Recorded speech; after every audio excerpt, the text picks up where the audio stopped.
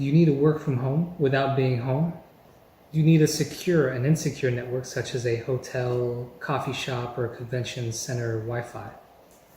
Or do you need to provide a secure connection at a convention and provide file sharing among your employees at the convention? Well, this device might be the device for you. This is the GL-AXT1800 Slate AX. This is a new Wi-Fi 6 travel router from GL.iNet, which I believe stands for Good Life. This product was released in May 2022, and it is a true pocket-sized router. Literally fits in your pocket. It's roughly the size of 2 or 3 Google Pixels. So you can see the thickness is more, obviously, but the width is about the same with this case, and it is a little bit shorter. Some of the specs of the device itself: it has a quad-core 1.2 gigahertz processor. It has 3 gigabit ports, a USB 3.0 port, has a USB-C power in port, and when you unfold the antennas, you have a micro SD card slot, and on the other side you have a customizable switch. You can load up a VPN service on this device, and then whatever internet that you connect this to, the devices that connect to this will be going through the VPN. So say you're at a Starbucks in Seattle and you need to make it look like you're in Dallas. Well, you could load up a NordVPN service, for example, or OpenWrt or WireGuard VPN, load that on this device. This will connect to the Seattle Starbucks, but then your phone that's connecting to this would actually be routed through a VPN that's hitting a server in Dallas, and then for all intents and purposes, you are in Dallas. The things that come with the device: it does come with a USB-C power adapter. It is a 5 volt 4 amp adapter, which provides 20 watts. It only came with the US adapter for me, and as far as how you do this, you simply twist it in and it locks. It comes with a Ethernet cable, so you could plug this into the WAN port, and then the other side would plug into the hotel Ethernet connection, convention Ethernet connection, etc. You get a thank you card, you get a let's get started guide. Very easy 1, 2, 3 steps on the back. We'll go through some of those steps. It comes with a warranty and support card and some information on how to reset the device. You might want to hold on to this, because if you haven't used it in a while and then you go to log in and you don't remember your password, then you're going to want to know how to reset the device. I guess for future purposes, let's just go through that now. So on the far side here, the button is the reset button. If you hold it for 10 seconds, it'll reset the entire router to factory settings. So if you forgot the password or whatever, hold this for 10 seconds and the entire thing will reset. It will need to have power while you're doing this. So because I'm using this as a travel router, I didn't necessarily want to use the power adapter. I'm wanting to use this while I'm traveling around. So I'm actually going to use a power bank that's capable of providing 15 watts of power to this device.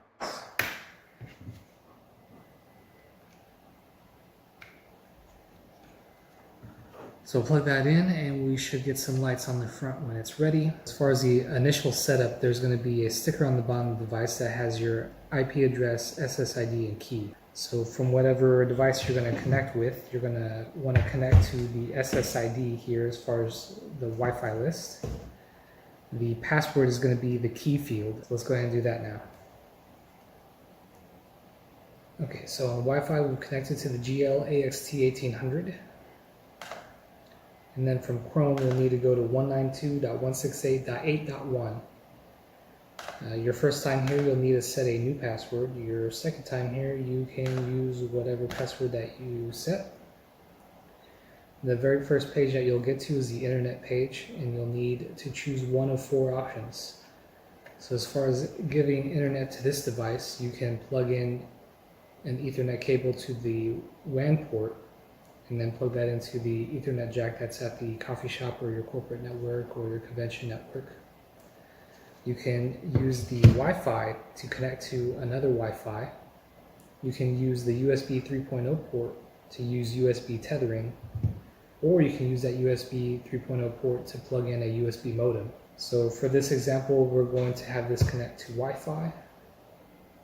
All right, so from this Windows laptop, you click on your little internet thing down there, and you're going to choose the SSID on the bottom of the unit. It's GL-AXT1800 in my case. I'm going to go ahead and connect automatically, put in the key that's also on the bottom of the device.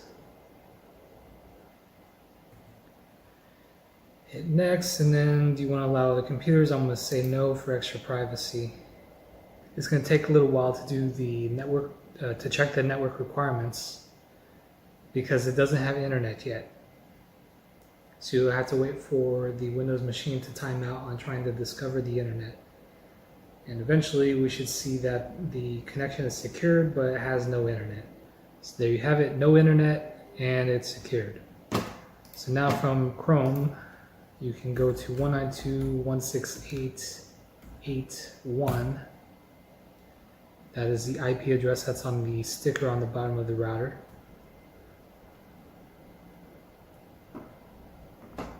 You go there, and I've already logged in, so you don't see the initial setup screen here, but initially you'll have to set up a password and I think choose a language. But after that, you'll log in with the password that you chose, and you'll be taken to this Internet tab.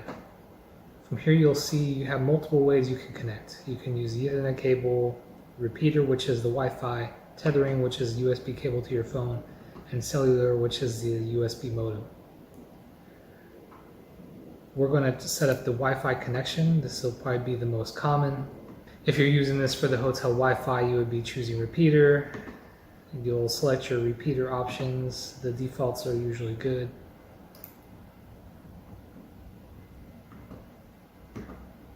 And then you're going to hit connect. It's going to scan for the available wireless networks.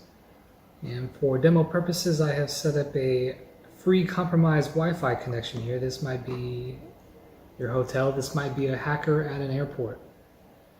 And this, you'll see here, these other ones, they have a little lock on them. This doesn't even have a lock on it. It's completely open, which means everything that goes across this network is going to be easily examined by a hacker. There is no password for this one, so we simply hit apply.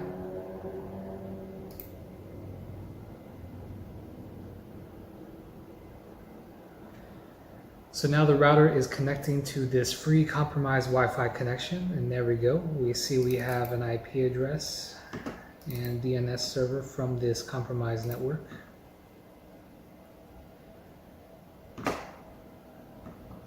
So in order to use this compromised Wi-Fi safely, we're going to add a VPN service. So hit the VPN tab over here, and from VPN dashboard you'll see we have a couple options. We have VPN client and VPN server.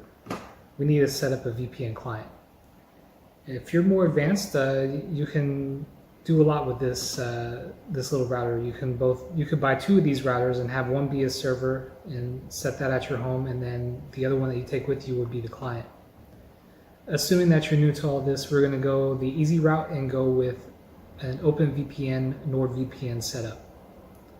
So you hit setup now, and they already have an integration with NordVPN, so all you have to do is put in your username and password and click Save Credentials and Get Servers.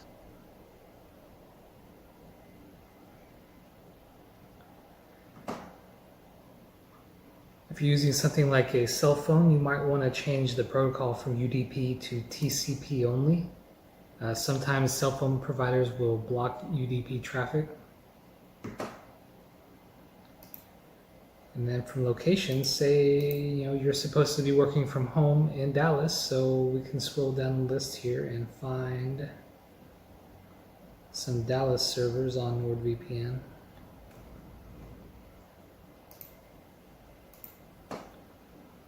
You can add additional locations if you want. Hit apply. And in this case, it's grabbing 10 Dallas VPN servers from NordVPN. So here's the list there. We can delete individual ones if for some reason we didn't like one of them or all of them. Now back over on the VPN dashboard side, we need to enable the OpenVPN connection. Before I do that, I want to show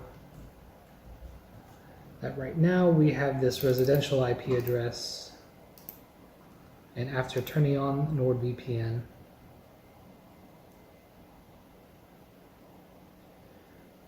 our IP address will be one that's coming from NordVPN from a Dallas VPN server.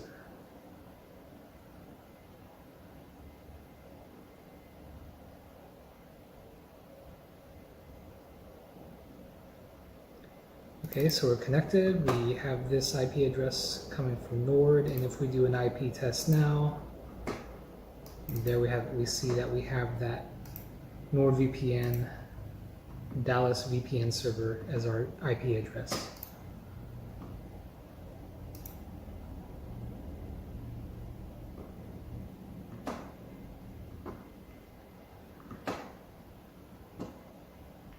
As I mentioned earlier, there is a switch on the side of the device that's customizable, and this is the perfect situation for where you would want to use a switch. Now that we have NordVPN installed as a OpenVPN client, we can go to More Settings, go to Toggle Button Settings, and then under Toggle Button Function, instead of No Function, we'll choose OpenVPN Client. So now when we move that switch to the left, we can turn the NordVPN on, and when we turn to the right, we can turn NordVPN off. Hit Apply to save the changes.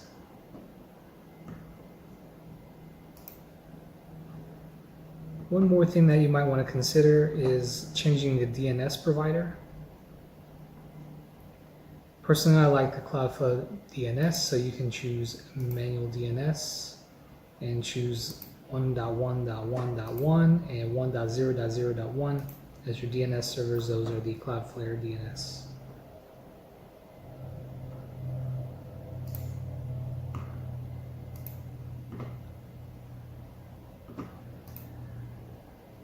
Another option for increased privacy, just using a DNS provider on its own, the traffic could potentially be sniffed. So choosing encrypted DNS and then doing DNS over TLS will provide an extra layer of protection. So there you go, you can choose NextDNS or Cloudflare itself as the DNS provider, hit Apply. And now even your DNS traffic is being obfuscated as it travels across the internet. Leaving your DNS traffic open will actually allow hackers and advertisers to sniff out the websites that you're hitting and use that to tailor ads or use that information against you in some way.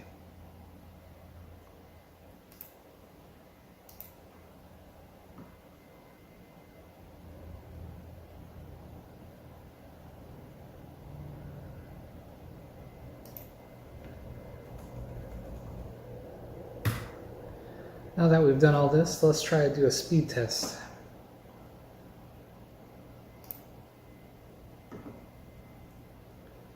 This isn't going to be the greatest speeds because we're using a Wi-Fi connection to go to a Wi-Fi hotspot that then goes to the Wi-Fi in this house. So there are multiple hops happening, but the speed is still good enough to use for any type of activity that you might be doing, apart from streaming or gaming.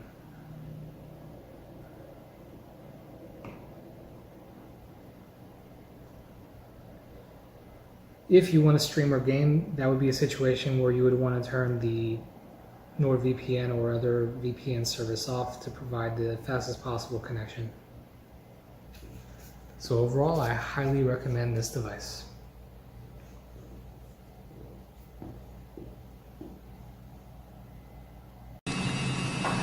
Let's do the unboxing.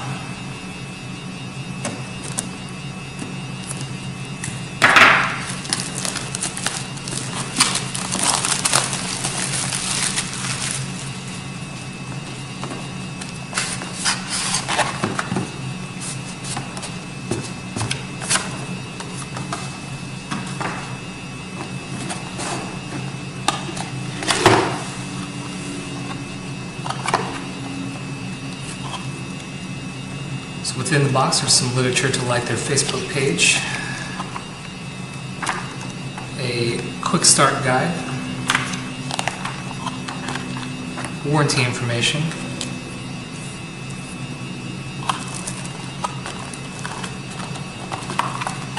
Let's take a look at what accessories are included.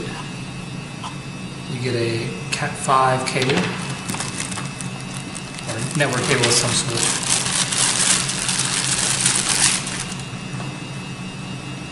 This is a USB-C power adapter. It provides 5 volts at 4 amps, 20 watts. And I am in the United States, so it came with a United States adapter for the adapter.